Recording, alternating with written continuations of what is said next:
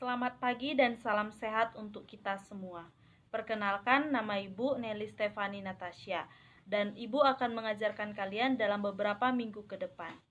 Nah, kemarin kalian sudah mempelajari materi syukur sebagai citra Allah, dan hari ini kita akan mempelajari materi aku bangga sebagai laki-laki atau perempuan.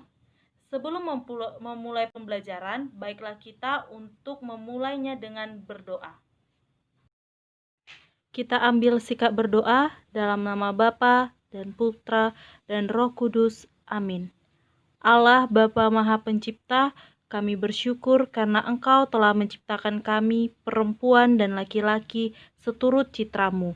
Dan Engkau mengaruniakan kepada kami masing-masing dengan keindahan dan kekasan, supaya saling mengagumi dan saling memperkembangkan, demi keluhuran ciptaan-Mu dan demi kemuliaan nama-Mu.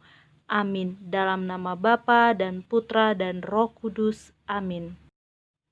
Tujuan pembelajaran yang dapat kita capai pada hari ini adalah mampu menguraikan ciri-ciri umum perempuan dan laki-laki, menjelaskan perilaku atau kebiasaan yang perlu dikembangkan agar menjadi pribadi perempuan atau laki-laki yang membanggakan.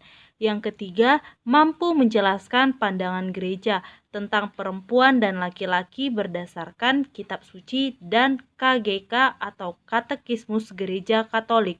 Dan yang terakhir adalah mampu membuat simbol diri berdasarkan hasil refleksi yang mengungkapkan kebanggaan dirinya sebagai perempuan atau laki-laki. Tuhan menciptakan manusia sebagai laki-laki dan perempuan. Tuhan menciptakan mereka memiliki kekasannya masing-masing.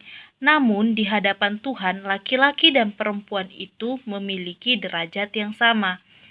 Nah, di sini ada tulisan saya bangga sebagai laki-laki karena, ya tentu karena ciri fisik mereka berbeda dengan ciri fisik perempuan. Ciri fisik yang dimiliki laki-laki yaitu rambut pendek, berkumis, memiliki jakun, otot kekar, suara berat, dada bidang, kulit kasar, dan pinggul netral atau kecil. Secara psikologis, biasanya laki-laki lebih bersifat spontan dan tidak terlalu mendalam, dan juga tidak tahan lama, lebih mandiri dalam memecahkan masalah, lebih agresif, lebih mengedepankan logika, kurang peka, dan lebih tangguh, serta lebih suka mencoba. Contohnya, ketika seorang laki-laki mendapatkan sebuah permasalahan, maka mereka akan merasakan sedih. Namun, jika mereka masuk ke dalam suatu kelompok bermainnya atau bertemu dengan teman-teman sebayanya, maka kesedihan yang tadi ada di dalam dirinya akan cepat menghilang. Dan contoh lainnya adalah ketika seorang anak laki-laki mendapatkan sebuah mainan baru, dan mungkin ia akan mempreteli atau membongkar pasang mainannya tersebut dan menyatukannya kembali seperti semula. Dari sini kita mengetahui bahwa laki-laki lebih menyukai tantangan yang mereka dapat. Nah, sekarang kita masuk ke bagian yang perempuan. Perempuan juga memiliki ciri-ciri fisik tersendiri, seperti rambut panjang, tidak berkumis, tidak berjenggot, tidak memiliki jakun, suara lebih lembut, memiliki payudara, dan pinggul besar.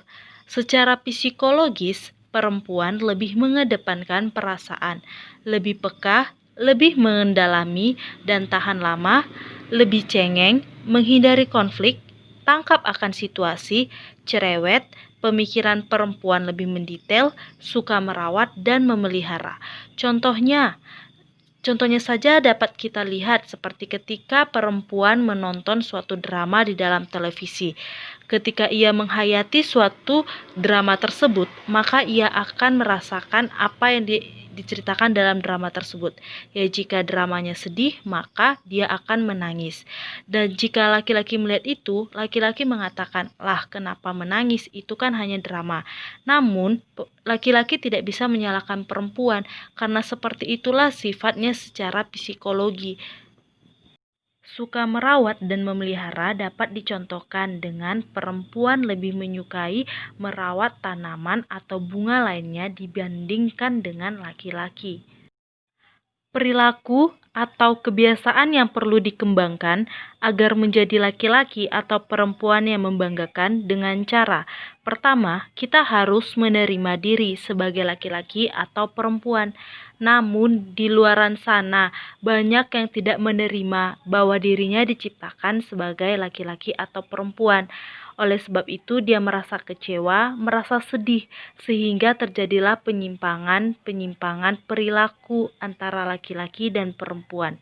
Namun bagi mereka yang menerima dirinya diciptakan sebagai laki-laki atau perempuan, maka mereka bangga menjadi dirinya sebagai laki-laki dan bangga menjadi dirinya sebagai perempuan.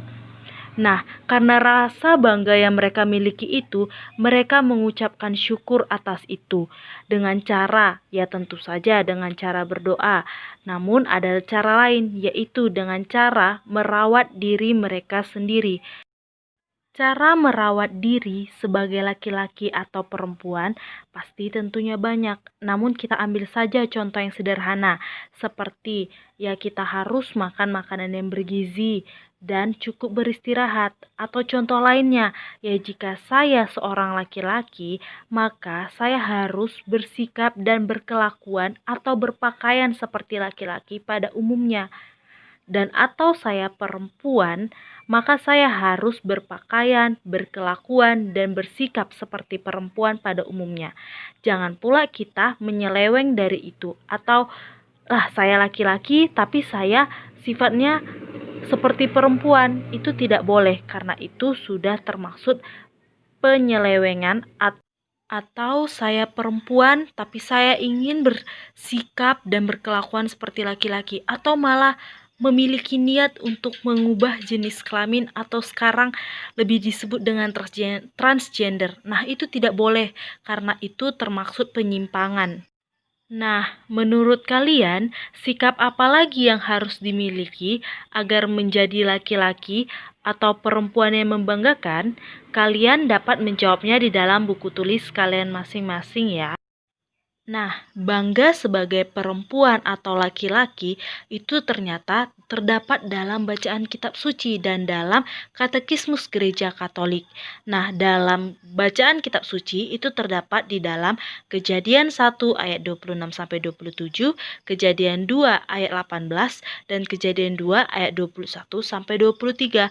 Nah, di dalam PPT yang Ibu bagikan, di sana telah terdapat ayat-ayatnya. Kalian dapat membacanya sendiri di rumah. Di Katekismus Gereja Katolik atau yang sering disebut dengan KGK terdapat dalam artikel 2333 dan 2334. Kalian juga dapat membacanya di rumah sendiri ya secara pribadi. Nah, sekarang kita masuk ke pengerjaan tugas. Di sana terdapat 2 pertanyaan dan 2 pertanyaan tersebut berdasarkan kitab suci dan artikel. Jadi kalian harus membaca kitab suci dan artikel tersebut ya terlebih dahulu agar dapat menjawab soal-soal berikut.